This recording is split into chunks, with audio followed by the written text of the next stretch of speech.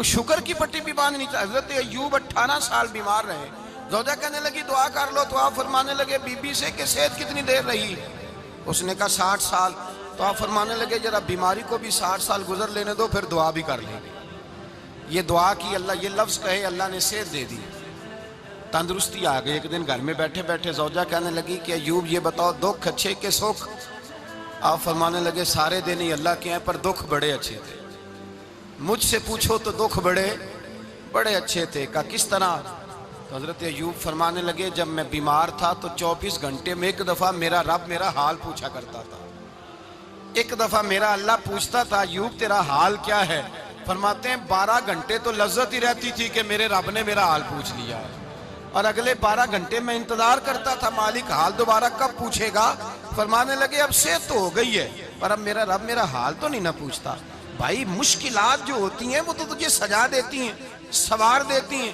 تجھے یاد آتا ہے کوئی اپنا، جب تجھے درد ہوتی ہے نا، تکلیف ہوتی ہے، پھر تیرا دل کرتا ہے کوئی کندھا ملے جہاں میں سر رکھ کے رہوں۔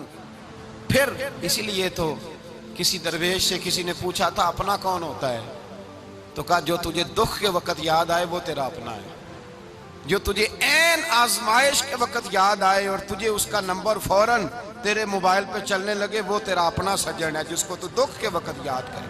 تو بھائی مشکلات کے بعد جو اللہ آسانی دیتا ہے، حضرت ابراہیم کو آگ میں بھی پھینکا گیا، حضرت ابراہیم علیہ السلام کو ستایا بھی گیا، نکالا بھی گیا، لیکن جب ان مشکلات سے گزرے تو میرا رب فرماتا ہے وَإِذِ ابْتَلَىٰ إِبْرَاهِيمَ رَبُّهُ بِكَلِمَاتٍ فَأَتَمَّهُنَّ قَالَ إِنِّي جَاعِلُكَ لِلنَّاسِ إِمَامًا۔ کہا جب ابراہیم پورے اترے تو پھر ہم نے انہیں امام بنا دیا۔ یا اللہ کس طرح کی امامت دی؟ فرمایا میں نے اتنی اعلیٰ شان عطا کی ہے کہ اپنے لاڈلے رسول کو جناب ابراہیم کی نسل میں پیدا فرما دیا ہے، میں نے مصطفیٰ کو ان کی نسل میں پیدا کر دیا، قیامت تک کے لیے ان کا وقار بڑھا دیا۔ اللہم صلی علی محمد وعلی آل محمد کما صلیت علی ابراہیم وعلی آل ابراہیم، ان کی عظمت بڑھا دی، اس لیے کہ جب وہ آزمائش سے گزر کر کے آئے پھر جو آسانی دی۔ میرے نبی پاک صلی اللہ علیہ وسلم نے دین ابراہیمی کی بہت ساری چیزوں کو رکھا، کہا میں ملت ابراہیمی پہ ہوں۔ جب کوئی مشکلات کو عبور کر کے آتا ہے، جب کوئی تکلیفیں سہ کر کے آتا ہے، اس کے لیے جو اجر ہوتا ہے، اس کے لیے جو پھر اللہ کتنی ذرا بڑی توجہ کیجئے گا۔ لوگ سمجھتے ہیں فلاں آدمی مشکل میں ہے تو شاید مشکل میں ہی رہے گا، فلاں آزمائش میں ہے تو شاید میرا اللہ فرماتا ہے ایک مشکل دے کے میں 2 آسانیاں بھی دوں گا۔ تم مشکل دیکھ رہے ہو، مشکل نہ دیکھو، وہ جو اس کو بعد میں آسانی آنے والی ہے، اور ڈبل جو میں اس پر نعمت کرنے والا ہوں اس کو دیکھو۔ حضرت یوسف کو بھائیوں نے کنویں میں ڈال دیا تھا، اور جب کنویں سے نکلے تو مصر کے بازاروں میں بکے، اور پھر زلیخا نے الزام لگایا تو حالات بگڑ گئے، حضرت یوسف کو جیل جانا پڑا۔ کتنی کٹھن زندگی تھی، لیکن میرے مالک کو کچھ اور ہی منظور تھا۔ کنویں میں گرنے والے، بازار میں بکنے والے، جیل میں جانے والے، الزام لینے والے جناب یوسف کو رب کریم نے اسی مصر کا بادشاہ بنا دیا، اللہ پاک نے اسی مصر کا حکمران بنا دیا۔ یاری تیری سونا ہے پر ازمیشاں تیریاں اگ، اے سونا پرکھیا جاوندہ ہی پہلو نال اگاں دے لگ، اس کے لیے تھوڑا سا جتن کرنا پڑتا، تھوڑے کٹھن حالات سے گزرنا پڑتا، تھوڑی آزمائشوں کا روپ دیکھنا پڑتا۔ ہم چاہتے ہیں کہ ہمیں چھیڑے کوئی نہ کوئی تکلیف نہ آئے، کوئی آزمائش، یہ ہو نہیں سکتا میرے بھائی۔ نامی کوئی بغیر مشقت نہیں ہوا، 100 بار جب عقیق کٹا تب جا کر نگی ہوا۔ ہم چاہتے ہیں کہ ہمیں کچھ بھی دقت نہ آئے، مشکلات نہ آئے، اور مشکلات تو انسان کو سنوارتی ہیں بھائی، وہ تو نکھارتی ہیں۔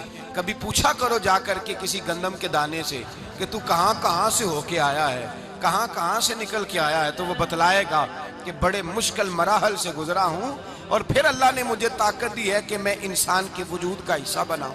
تو بھائی کٹھن مراحل، آزمائشیں، تکلیفیں، یہ انسان کو بڑا انسان بنا دیتی ہیں، یہ اس کے لیے ترقیوں کا پیش خیمہ ہوتی ہیں۔ ہمارے جوان پریشان ہو جاتے ہیں، عورتیں خاص کر کے اس بات پہ توجہ کریں، وہ بڑی جلدی غم لے جاتی ہیں، وہ کہتی ہیں جانے میرا کچھ ہوگا ہی نہیں، جانے میرا کچھ ہو ہی نہیں سکتا۔ میرے بھائی درجنوں اور بیسیوں لوگ ایسے ہیں جن کی اولادیں نہیں تھی، لیکن نام ان کا ان سے بھی زیادہ ہے جو بڑے بڑے صاحب اولاد۔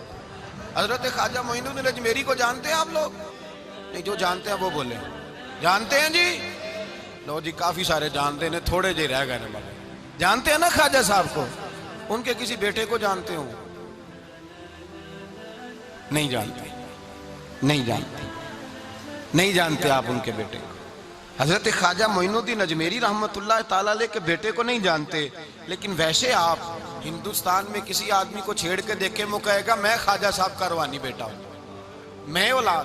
حضرت غوث اعظم رضی اللہ تعالیٰ عنہ کی اولاد کو کم لوگ جانتے ہیں، لیکن آپ ویسے کسی کو پوچھ کے دیکھیں 11ویں والا پیر کون ہوتا ہے، ہر آدمی ہاتھ اٹھا کے بتائے گا خدا کے فضل سے ہم پر ہے سایہ غوث اعظم کا، ہمیں دونوں جہاں میں ہے سہارا غوث اعظم۔ لوگ جھوم کے بتلائیں میرے بھائی، یہاں لوگ پریشان ہو جاتے ہیں کہ اولاد ہوگی تو یہ ہوگا، فلاں ہوگا تو یہ ہوگا۔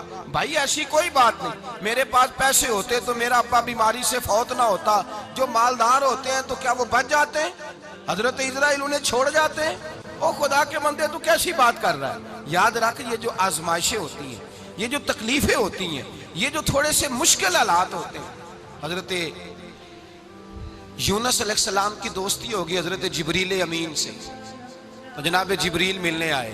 حضرت یونس علیہ السلام فرمانے لگے جبریل میرا دل کرتا ہے مجھے اس بندے کی ملاقات کرا جو اللہ کا سب سے زیادہ عبادت گزار بندہ ہے۔ حضرت جبریل امین لے گئے دور دور فلسطین کے علاقے میں، اور لے جا کر ایک بندے سے ملاقات کرائی جس کی دونوں آنکھیں بھی کوئی نہیں تھی، دونوں بازو بھی کوئی نہیں تھی، دونوں پیر بھی کوئی نہیں تھی، اور اس بندے کی زبان پر لفظ بڑا کیا جاری تھے، یا اللہ تیرا شکر ہے، یا اللہ تیرا، بول کے کہیے یا اللہ تیرا، اے اللہ تیرا شکر ہے، شکر شکر کر رہا تھا۔ حضرت جناب سیدنا یونس علیہ السلام کہنے لگے میں نے تجھے عبادت گزار کو ملانے کو کہا تھا، تو کہاں لے آیا؟ تو حضرت جبریل کہنے لگے یا یونس، یہ ہر چیز جانے کے باوجود اپنے رب کی رضا پہ راضی ہے۔ اس وقت دنیا میں نبیوں کے بعد جس سے اللہ سب سے زیادہ پیار کر رہا ہے وہ یہی بندہ ہے، یہ اپنے رب کی رضا پہ راضی ہے۔ اے تن میرا کنگی ہووے تے میں زلف سجن دی واواں، تے پوش میرے دی جتی بن جائے تے میں یار دی قدمی آواں، مارو مارو مینو مار مکاؤ کوئی عذر نہ پیش لے آواں، تے جے سونا ہی میرے دکھ وچ راضی، جے سونا ہی میرے دکھ وچ راضی، جے سونا ہی میرے دکھ وچ راضی، تے میں سکھ نو چلے ڈاواں۔ مانا کہ جب اس حال میں راضی ہے تو بس ٹھیک ہو گیا، ٹھیک ہو گیا۔ وصل اچھا ہے نہ فراق اچھا ہے، بس جس حال میں محبوب رکھے وہی حال اچھا ہے، بس جس حال میں انہوں نے رکھا بات ٹھیک ہو گئی۔ اس میں اب انسان شکوہ کرتے پھرے کہ یہ کس طرح ہے وہ کس طرح، اپنے آپ کو مطمئن رکھا ہے۔ مشکل کے بعد جو آسانی حضرت لقمان حکیم، ان کے نام پر قرآن مجید کی پوری سورت ہے۔ حضرت لقمان حکیم علیہ رحمہ آپ اپنے بیٹے کو نصیحت کر رہے تھے، کہنے لگے بیٹا کو مشکل آئے تو گھبرانا نہیں، کوئی مشکل آئے تو کرے بیٹوں کو سمجھ آ جائے کہ مشکل آئے تو، سمجھ آ رہی ہے بات کی، مشکل آئے تو۔ اور کیا خوبصورت جملے، بیٹے کو بٹھا کے کہتے ہیں بیٹا چھوٹی مشکل آئے گی تو اللہ بڑی مشکلات آسان کر دے گا، سمجھو چھوٹی مشکلات آئیں تو اللہ نے بڑی مشکلیں اس نے آسان کر دی۔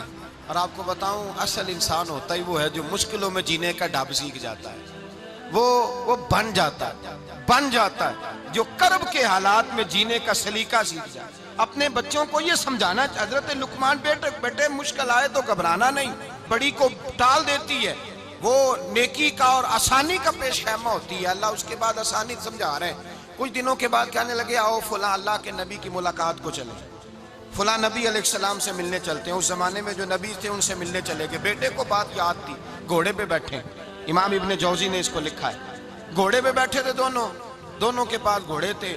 اب رستہ بہت زیادہ تھا، کھانا ساتھ لے لیا، پانی ساتھ لے لیا، رستہ لمبا تھا، صحرا کا علاقہ تھا۔ جب جانے لگے تو اتنی سخت گرمی ہوئی کہ گھوڑے بھی بے ہوش ہونے لگے، اچانک ایسی گرم لو چلی کہ گھوڑے بھی۔ اب دونوں باپ بیٹا جو تھے وہ بڑی جوش میں تھے کہ جانا ہی جانا ہے، گھوڑے سے اتر کر کے پیدل چلنے لگے۔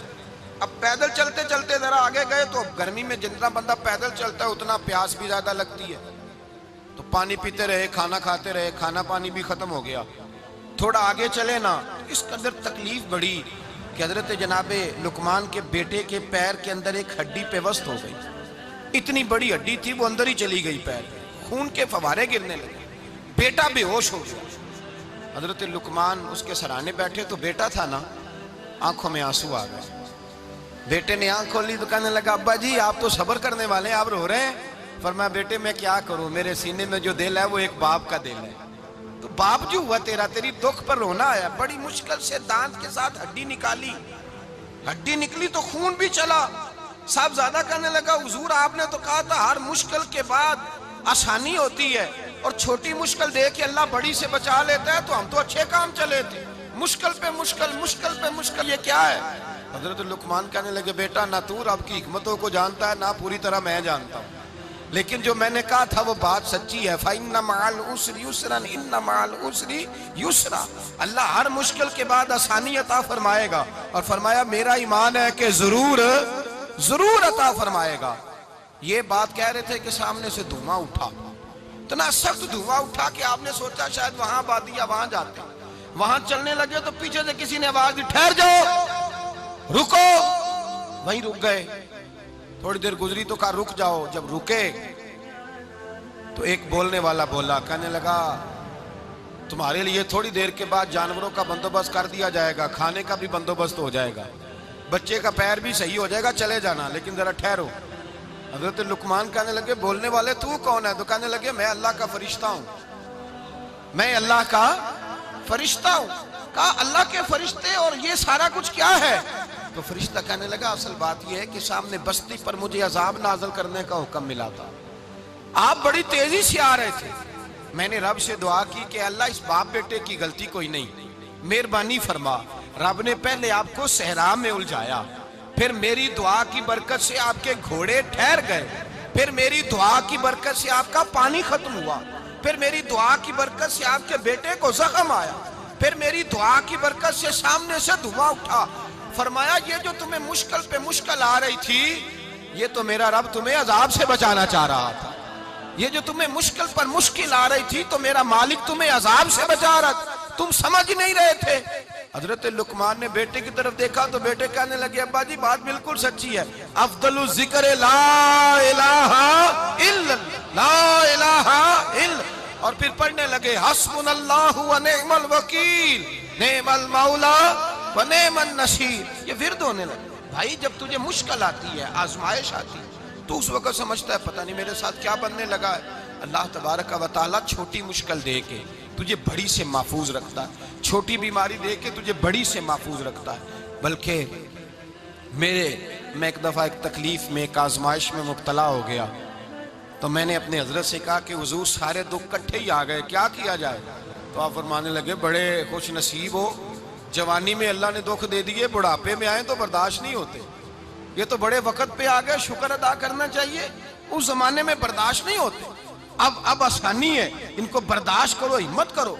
मेरे भाई याद रखें आजमाइशें, तकलीफें आपको बड़ा करने के लिए आती हैं। हम आजमाइश को बुरा जानते हैं, दुख को बुरा जानते हैं, दुख तो बड़े प्यारे होते हैं, ये रोने का सलीका सिखाते हैं, ये अल्लाह को मनाने का तरीका सिखाते हैं, ये मस्जिद में जाने का। वो जो सुखी बंदा है ना, सुखी, मुझे एक साहब कहने लगे दो किस्म के लोग मदीने से आते, मदीना शरीफ पूछने लगे, कहने लगे हजरत जी दो किस्म के बंदे हैं, कुछ वापस जाते हुए तड़प रहे हैं, कुछ तस्वीरें खींच रहे हैं रुखसती के वक्त, फर्क क्या है? तो मैंने कहा वो जो तस्वीरें खींच रहा है वो अमीर आदमी है, उसे पता है कि मैं फिर टिकट ले लूंगा, महीने के बाद फिर आ जाऊंगा, और ये मदीना छोड़ते हुए तड़प रहा है, ये कोई गरीब है, ये कह रहा है पता नहीं दोबारा मौका मिले कि ना मिले, ये दुखी है, ये आजमाइश में दुखी। सुखी बंदा तो मक्के जाके नहीं रोता, वहां भी खड़ा है, डट के खड़ा, दुखी कोई नहीं तो रोए कैसे, रोए कैसे?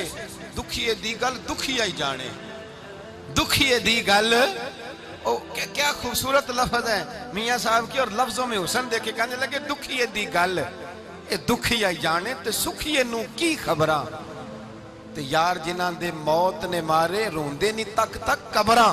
ये मुश्किल मरहला होता है, जब इंसान तकलीफ में होता है फिर उसे एहसास होता है, और तकलीफ वाले को ही तकलीफ वाले की तकलीफ का एहसास होता है। जब आपको अल्लाह मुश्किल देता है तो समझ ले रब आसानी देना चाह रहा है, जब तेज धूप आती है तो समझ ले अल्लाह गर्म हवा गुजार के ठंडी बारिश बरसाना चाह रहा है, और जब चारों तरफ से घुटन हो, पंजाबी में कहते हैं गुम्मा लग जाए, تو پھر سارے بول کے کہتے ہیں اب جو طوفان آئے گا وہ سخت ہی آئے گا، اس لیے کہ گھٹن جتنی زیادہ ہوتی ہے پھر فضل بھی اتنا۔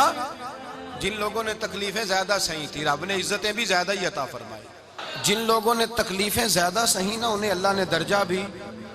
حضرت بلال حبشی نے بڑی تکلیف سہی، مارا کرتا تھا امیہ، بڑا مارتے تھے، اتنا مارتے تھے کہ موٹے، آپ نے کبھی دیکھے ہیں دیہاتوں میں موٹے موٹے پائے ہوتے تھے چار پائیوں کے، موٹے موٹے پان کی چار پائیاں اور بڑی چار پائیاں کافر بچھا کے بیٹھ جاتے اور حضرت بلال حبشی کے پیر ان کے نیچے رکھ دیتے، ہاتھ ان کے نیچے رکھ دیتے، آگ لوہا گرم کر کے اس کے اوپر ننگے بدن لٹا دیتے۔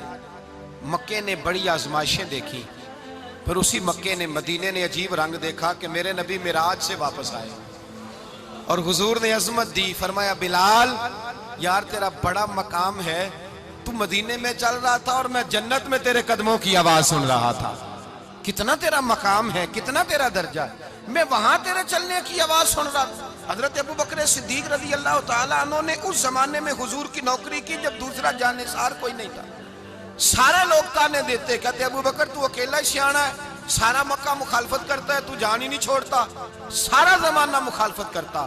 ابو بکر صدیق نے مال بھی دیا، جان بھی دی، شہزادی حضرت عائشہ بھی دی حضور کی خدمت میں، ہر چیز لٹا دی۔ دنیا کو پتا اس دن چلا جس دن میرے رسول پاک صلی اللہ علیہ وسلم مسجد نبی میں بیٹھے تھے، درجنوں صحابہ تھے، حضور نے فرمایا ابو دردہ کو تو بلاؤ۔ جناب ابو دردہ حاضر ہوئے تو کہتے ہیں حضور کا چہرہ دیکھا تو ناراضگی ہے چہرے پہ، میں نے دیکھتے ہی کہا حضور آپ مجھ سے ناراض ہیں؟ حضور نے فرمایا ہاں میں ناراض ہوں۔ جب یہ لفظ کہے تو میں کانپنے لگا، حضور ناراض ہو گئے؟ میں نے کہا یا رسول اللہ میری غلطی۔ تو نبی پاک نے فرمایا تو میرے ابو بکر کی عظمت نہیں جانتا؟ حضور جانتا ہوں۔ حضور کیا ہوا؟ نبی پاک نے فرمایا کل تو گلی میں گزر رہا تھا، ابو بکر بھی گزر رہا تھا، تو نے سوچا ہی نہیں تو میرے ابو بکر کے آگے آگے چل رہا تھا؟ یہ خیال ہی نہیں آیا تجھے پتا نہیں کہ جس نے میرے ساتھ نیکی کی میں نے بدلہ چکا دیا ہے، ابو بکر کا بازو تھام کے اللہ کی بارگاہ میں لے جاؤں گا، میرا رب بھی اسے بدلے عطا فرمائے گا۔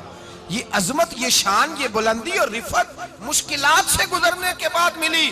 میرے نبی پاک صلی اللہ تعالیٰ علیہ وسلم کے ساتھ مولا کائنات شیر خدا حضرت علی نے 9 سال کی عمر سے وفا شروع کی اور تا دم آخری حضرت علی نے وفا کی مصطفیٰ سے۔ کٹھن مراحل سے گزرے، کٹھن مراحل سے۔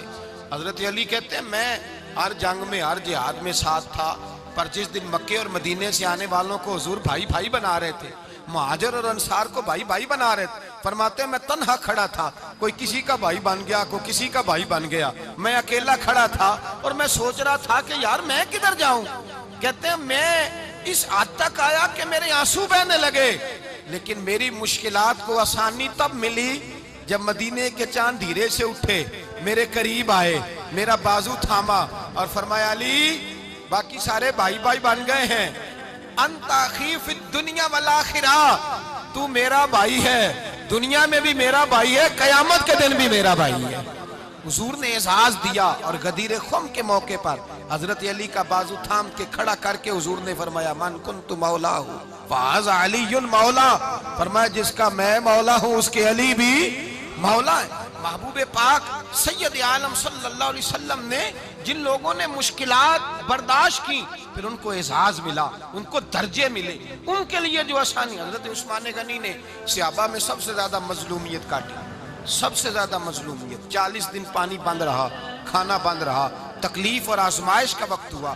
امام جلال الدین سیوطی رحمت اللہ تعالیٰ علیہ الحاویل الفتاوی میں لکھتے ہیں، کہتے ہیں جب حضرت عثمان غنی پر کھانا اور پانی بند تھا، ایک شام حضرت عبداللہ بن سلام ملنے گئے، اس شام، اس صبح جس شام حضرت سیدنا عثمان غنی شہید ہوئے، جناب عبداللہ ابن سلام کہنے لگے عثمان تیرا کیا حال ہے، کس پوزیشن میں ہے؟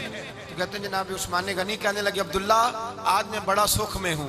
کہا 40 دن بیت گئے، کھانا نہیں آیا، پانی نہیں آیا، تو آج کیوں سکھی ہو؟ فرمانے لگے آج مدینے کی سامنے والی گلی میں نے مصطفیٰ کا دیدار کیا ہے، اور نبی پاک صلی اللہ علیہ وسلم نے فرمایا عثمان اگر تو کہے تو تیرے لیے پانی کا بندوبست کر دیا جائے، تیری مشکل آسان ہو جائے، اور اگر تو کہے تو تیرے لیے وہ آسانی کی جائے کہ آج تو میرے پاس آ کے روزہ افطار کر لے۔ تو حضرت عثمان غنی کہنے لگے میں نے مصطفیٰ سے عرض کیا حضور مجھے یہاں کا سکھ نہیں چاہیے، مجھے وہ آسانی چاہیے جو آپ کے پاس افطار سے ملے گی۔ فرمانے لگے آج میں رخصت ہو جاؤں گا، افطار رسول اللہ کے پاس کروں گا۔ حضرت عبداللہ ابن سلام فرماتے ہیں پھر اس شام حضرت عثمان شہید ہو گئے۔ لوگ کہنے لگے عثمان شہید ہو گئے، اور میں کہنے لگا نہیں، انہوں نے جا کے نبی پاک کے دسترخوان پہ روزہ افطار کر لیا ہے۔ روزہ افطار بھائی، پھر بعد میں جو آسانی ملی ان لوگوں، جو ان لوگوں کو درجات نصیب ہوئی، کٹھن حضرت عبداللہ مزنی حضور کے غلام تھے، قبیلہ مزن کے رہنے والے، والد فوت ہو گئے، چچا نے پالا تھا، اسلام قبول کر لیا، چچا اسلام